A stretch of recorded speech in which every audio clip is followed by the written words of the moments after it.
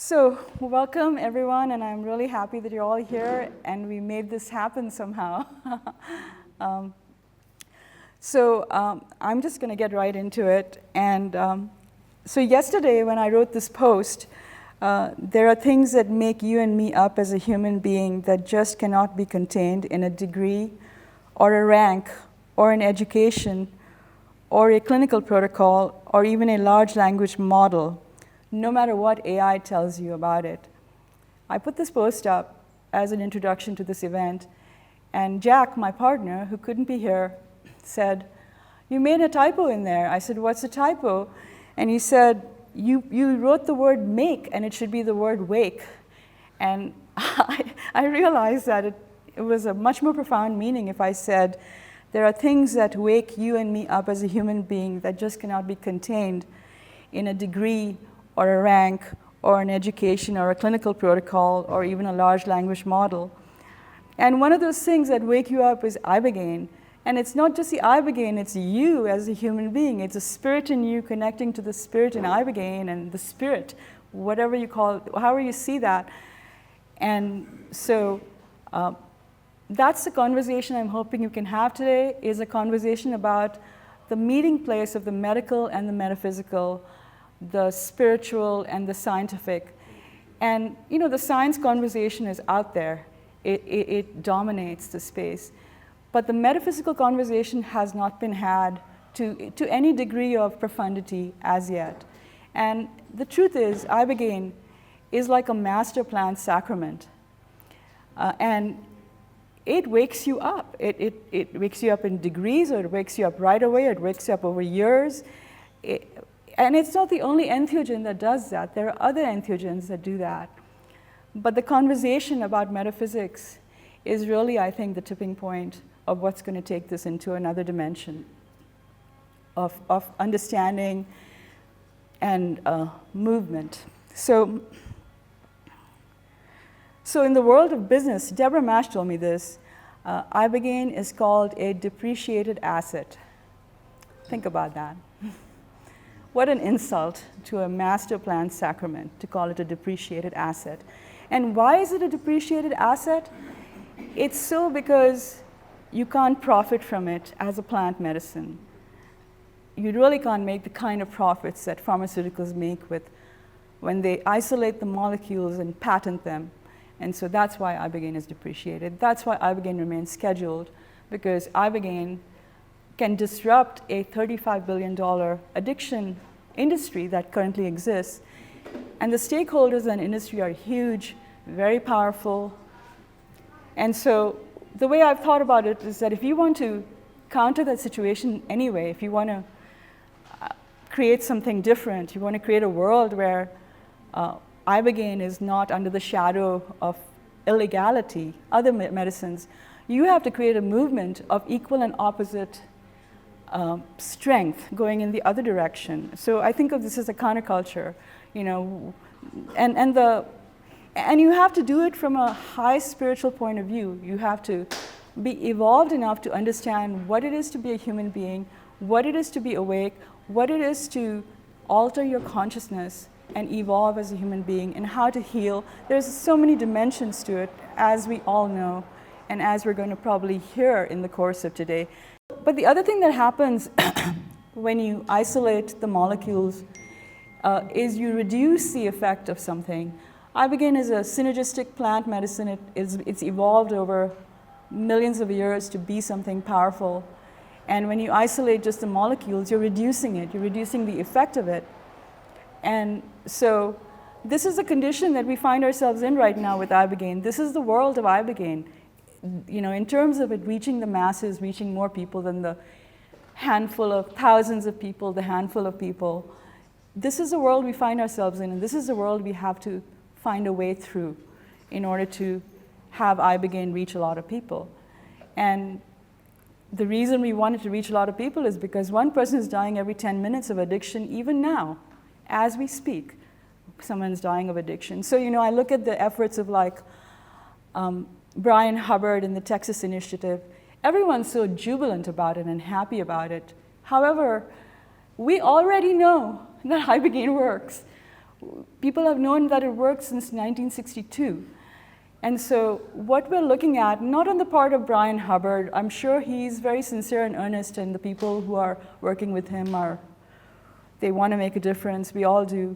But the environment that we live in it's a kind of feigned ignorance, that's what I call it. The feigned ignorance of the secular state. That's what we're dealing with. And the secular state, well, the word secular, if you look it up, means the absence of the sacred. So think about that. Literally, it's in the structure that the sacred is not present. And it's in the structure of church and state being separated, healthcare system being a profit-oriented system. And so what I want to create and what we're building on Awake is something that kind of navigates its way through the system, both the legal, illegal, and decriminalized parts of it, to create a people's movement of generosity, people's movement of helping people to end their addiction. So in the course of these 3 days, I'll explain what it is and how it's set up and how we're doing that, how we've set up the containers for it. But it's going to take, in the end, other people besides me. It's going to take all of you to get on board and become enthusiastic about helping people. So we've created a crowdfunding platform, and the math of helping people is kind of simple. If one person gave $10, if 1,000 people gave $100, you know the math of it. It's so doable. It's not really hard, but what it's going to take is a movement. Like more people just getting on board and spreading the word, giving a little money, spreading the word. So the other thing that's lost in the clinical measurement of everything, and I'm not disrespecting the clinical part. I think it's very important that we have data, that we understand things. What I'm saying is this is what's missing. This is the part of the equation that we don't have, is the immeasurable. There's the measurable, and then there are these things that you can't measure, and they make up the sum of a human being in ways that are more meaningful and more satisfying in the long run than the things you can measure, like where does the brain go, or what parts of the brain change, etc. What's the mind? What is mind, anyway? Right? These are big questions, and when you do psychedelics, they come up. And then the other thing we lose by not having a focus on the metaphysical is we lose morality, philosophy, spiritual understanding, and the ability to know right from wrong. Because all of those are usually the other domain of people would go to churches, they would learn about things like that, or temples. It was in the context of spirituality that good behavior has been mapped over in our history. But now we don't have that. We don't have that context, and we have AI telling us that it is the God that we should, pray to, in a sense. And many of us are doing that. But I feel it's really important to have a different kind of conversation happen.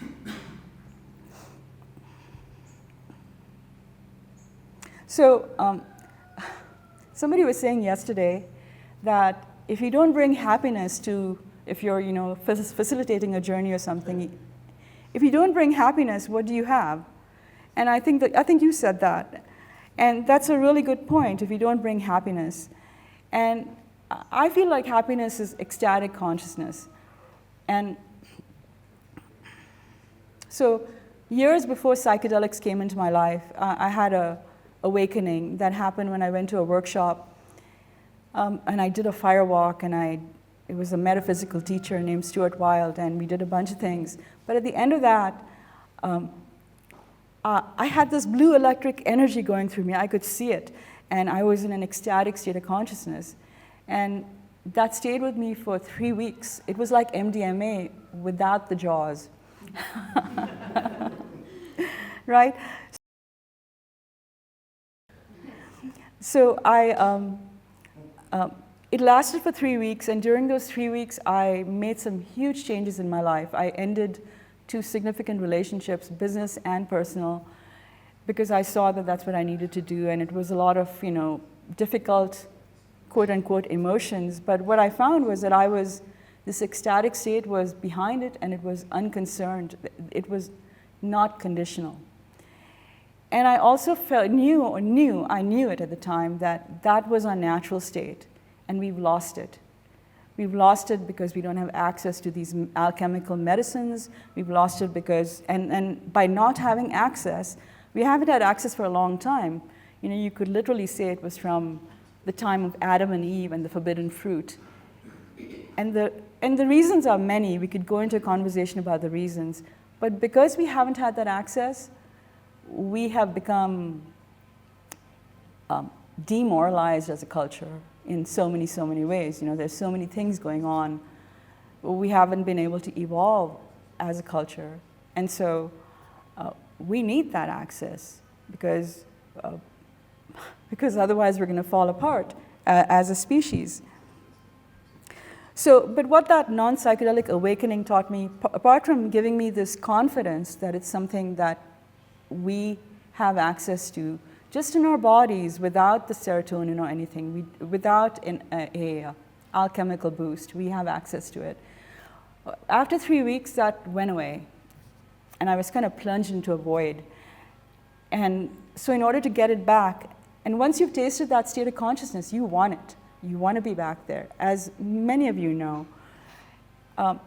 But in order to get it back, I had to change. I had to change my character. I had to change my way of being. I had to change my relationships. I had to evolve bit by bit by bit, sometimes painfully. I had to address traumas. I had to grow up. I mean, there were so many things that had to happen in order for me to claim that feeling as my own. So that's been my work, and I think that that's the work of integration, is to be able to do that. So 5 years after that, I did ayahuasca, and by then I had been already working to evolve my consciousness, like I told you. So when I was in the ayahuasca, I asked the medicine, why am I working so hard to change my consciousness? And I saw this little green arrow going across the cosmos, and it kept going tick, tick, tick, tick, tick, and then it went to a planet. And at first I thought it was some other planet, and then I realized that it was Earth. It was planet Earth, but the forms of it looked a little different, and it was kind of luminous. And then I got these words that came with it that said, planet Earth is changing. If you don't learn to raise your frequency, you won't be able to live on this new Earth. And so that was a profound message for me and for everybody, really, that planet Earth is changing and you have to raise your frequency. And what does that even mean? It just means that if you don't, you're not going to be able to see through some of the ways in which you're being manipulated on planet Earth right now. So I'm going to stop here. I'll go into the rest of it when I have the awake session.